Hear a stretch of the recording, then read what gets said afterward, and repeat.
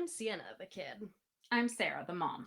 Whether you're a young person wanting to learn more about these issues, Or their parent wanting to find ways to connect. we want you to join us as we tackle some important subjects. If you can't have these conversations in your household yet, we hope to help by having them here.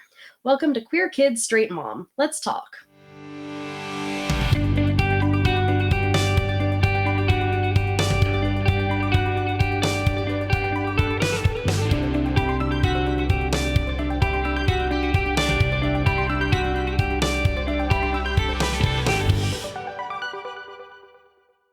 We are so excited to welcome you to our first episode of Queer Kids, Straight Mom. We're going to jump right in with a topic we've been discussing a lot lately, queer baiting. Sienna, do you want to define queer baiting? Yeah, so queer baiting is kind of interesting. There are kind of two main definitions and ways that people talk about queer baiting. The overall concept is leading people to believe something or someone is queer when it or they are in fact not.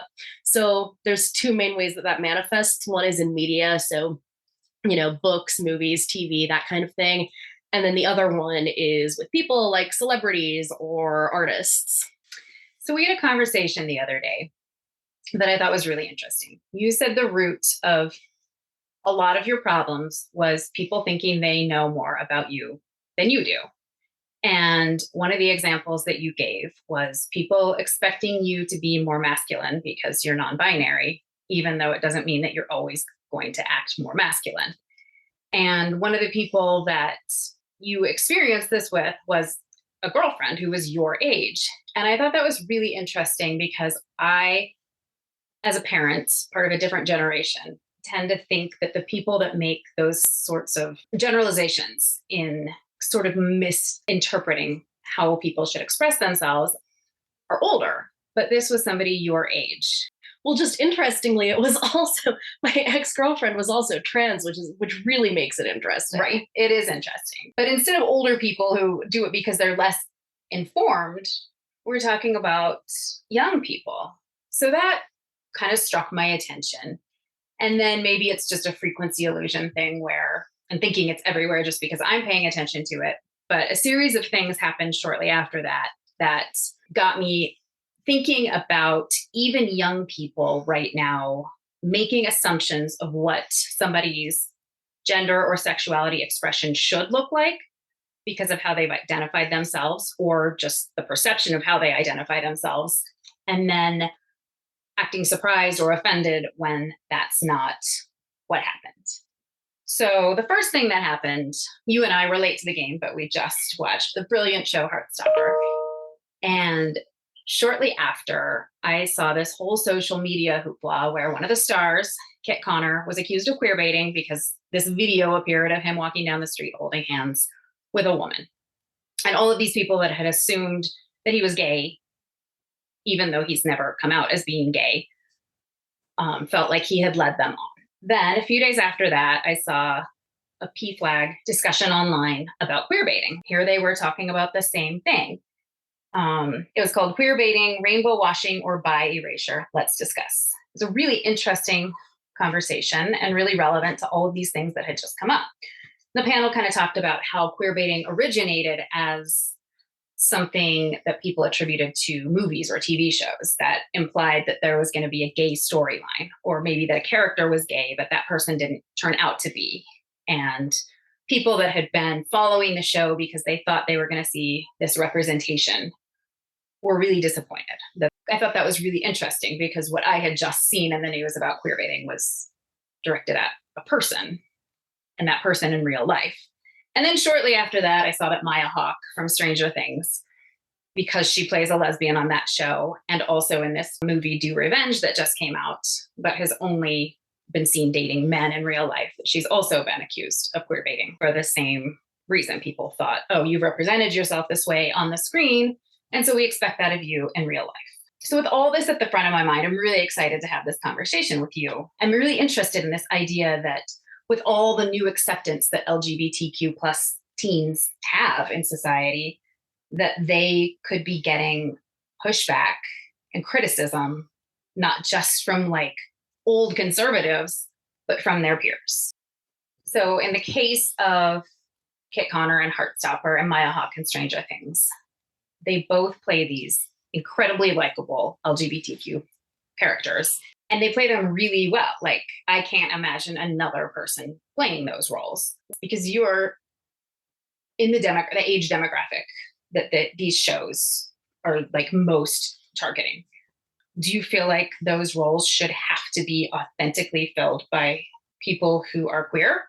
To me, it's less a matter of authentically playing a role as someone who's queer, because I think queerness is a very nebulous concept. And it's not, I think there's an unfortunate habit people have of like comparing it to blackface or something. And I just want to make really super clear that it's really not the same thing in general. You know, it's a little bit iffy when you try to compare experiences with racism and experiences with homophobia, because structurally they're just not the same. It's not the same kind of oppression.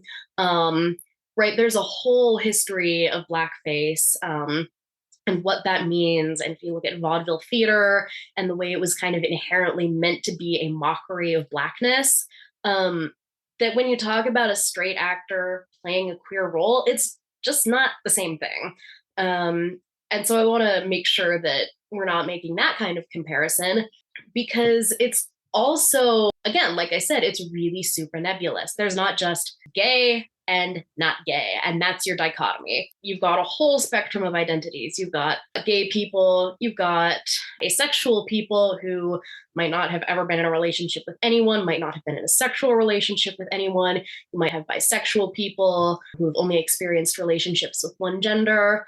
And so the experience of queerness is incredibly complicated, and trying to pin down what one person can or cannot play based on what relationships they have or haven't had, I think gets really kind of pointless after a while. Yeah, that's a great point. I mean, these are young people.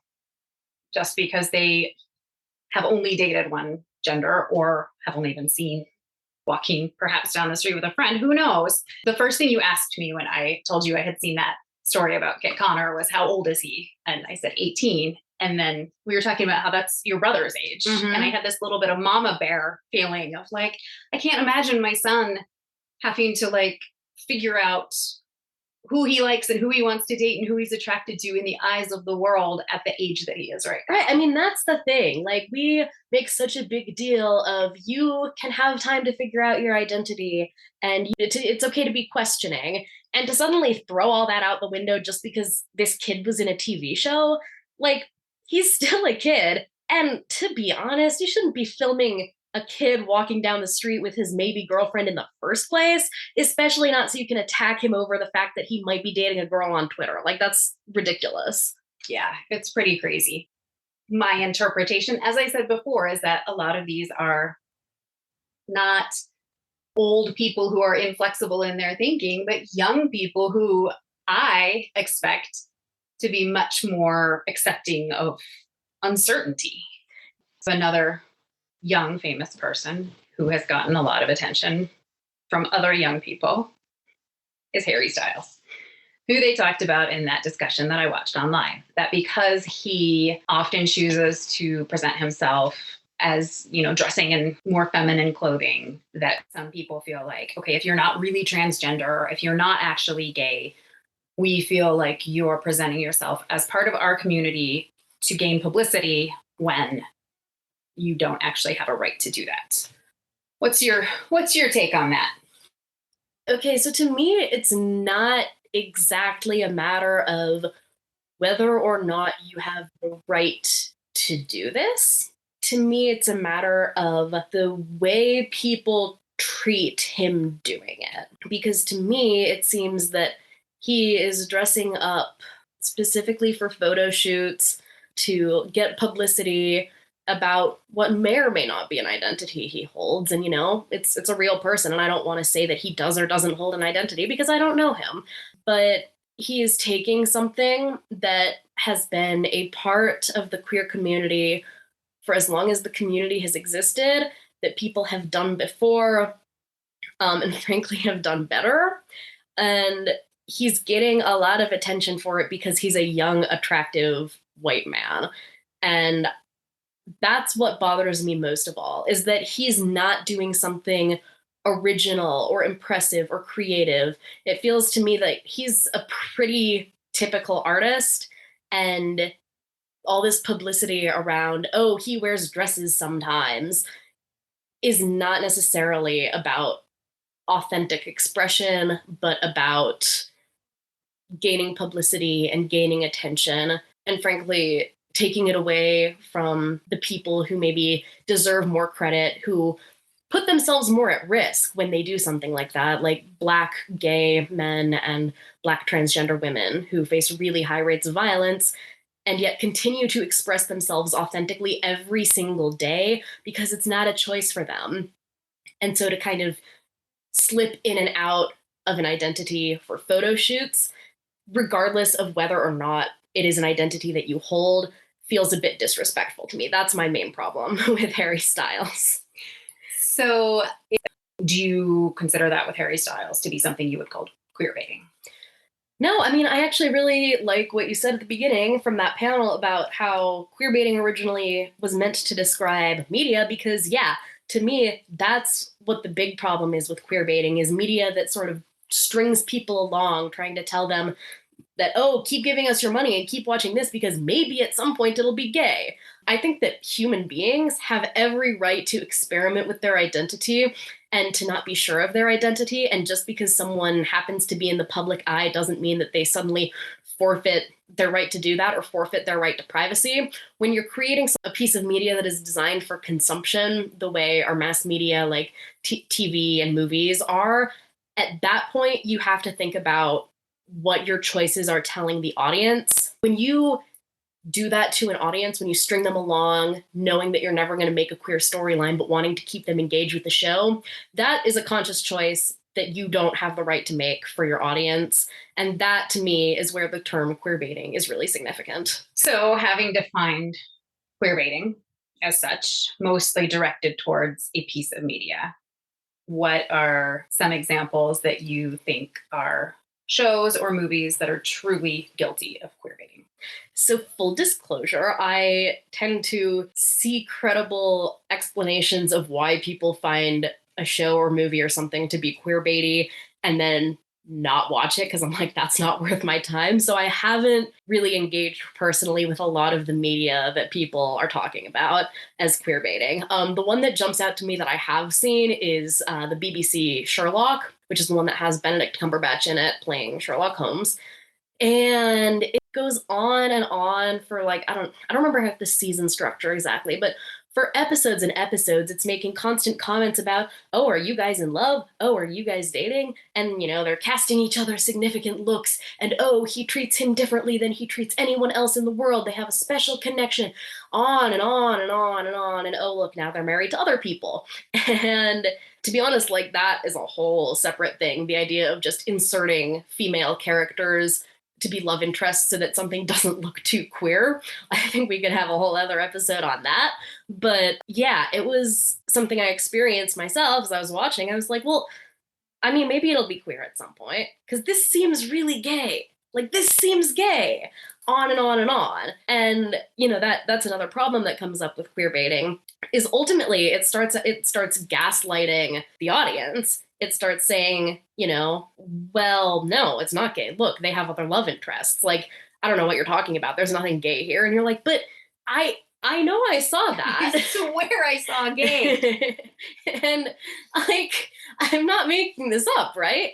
But then there will be other fans who will say, no, you just want to make everything gay. You just want everything to be about you. And you're like, but So, with some of this young people throwing around this queer baiting term, maybe inappropriately, do you think some of that comes from this fear that LGBTQ people have had to have for so long, that if I am attracted to the wrong person, if I flirt with the wrong person, this could literally be physically dangerous for me? Do you think that is some of the feeling betrayed when you assumed that somebody had a certain sexuality and then find out that they might not? Or am I just being too generous? no, I think that's definitely legitimate. And I don't want to say that concerns about this aren't legitimate, because it is really hard to feel like, well, here I've been feeling like this is someone who is reflecting me and representing me and giving me something that I didn't have for a really long time. And oh, now they look like they're straight. Okay.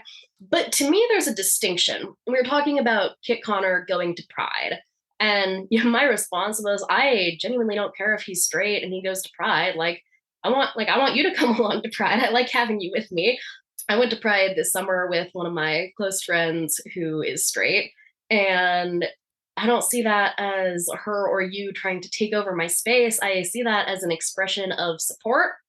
Now, if you showed up to Pride and then got really offended because another woman was hitting on you and you were like, "Do I look gay?" Well, yeah, you were at Pride. You look kind of gay.